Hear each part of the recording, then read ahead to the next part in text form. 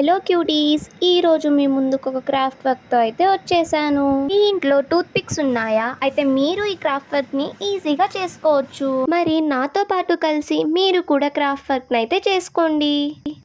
First ఒక 3 tooth pics తీసుకొని ఒక ట్రయాంగులర్ బేస్ని అయితే క్రియేట్ చేయండి. పర్ఫెక్ట్గా వచ్చింది కదా.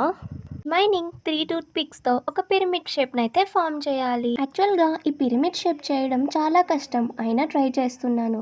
అయ్యో, మళ్ళీ పడిపోయిందా? ఈసారి కొంచెం గట్టిగా ట్రై చేద్దాం. గట్టిగా అంటే వేరే గ్లూతో ట్రై చేద్దామని అర్థం.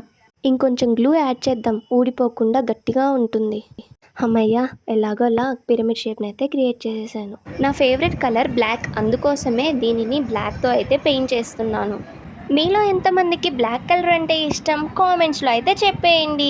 ఈ పెయింటింగ్ పూర్తయ్యేలోపు కిందనే రెడ్ కలర్లో సబ్స్క్రైబ్ బటన్ ఉంటుంది, దాన్ని అయితే క్లిక్ చేయొచ్చు కదా. నెక్స్ట్ గోల్డ్ కలర్ పెయింట్ తీసుకొని కొంచెం హైలైట్ అయితే చేస్తున్నాను.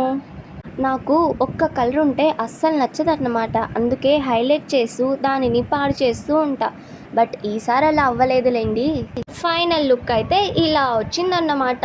ఒక చిన్న ప్లాస్టిక్ మెడిసిన్ బాటిల్ని అయితే తీసుకున్నాను, దాన్ని కూడా పెయింట్ చేసుకుంటున్నాను. ఈ బాటిల్ కోసం ఎన్ని సాహసాలు చేశానో. మా ఇంట్లో ఉన్న అన్ని మెడిసిన్స్ని అయితే సెర్చ్ చేశాను. ఎట్ లాస్ట్కి నా దగ్గరే దొరికింది. అర్రే, మాటల్లోనే పెయింటింగ్ వేయడం కూడా అయిపోయింది. మరి ఇంకా నెక్స్ట్ ప్రాసెస్ చూసేద్దాం. ఒక బ్లాక్ కలర్ థ్రెడ్ అయితే తీసుకున్నాను, దానిని 4 టైమ్స్ ఫోల్డ్ చేసుకొని ఆ బాటిల్కి అయితే చుట్టుకున్నాను.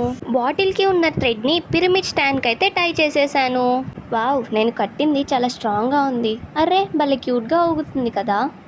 ఇంకా లాస్ట్ స్టెప్, దీంట్లో క్యూట్ ఫ్లవర్స్ అయితే పెట్టుకుందాం. ఈ ఫ్లవర్స్ని నేను ముందుగానే ప్రిపేర్ చేసి పెట్టుకున్నాను. అండ్ ఫైనల్లీ అవుట్పుట్ని అయితే చూసేయండి. నా క్రాఫ్ట్ వర్క్ ఎలా అనిపించింది? నచ్చిందా? నచ్చినట్టయితే సబ్స్క్రైబ్ చేసుకోండి. బాయ్, రేపటి వ్లాగ్లో మళ్ళీ కలుద్దాం.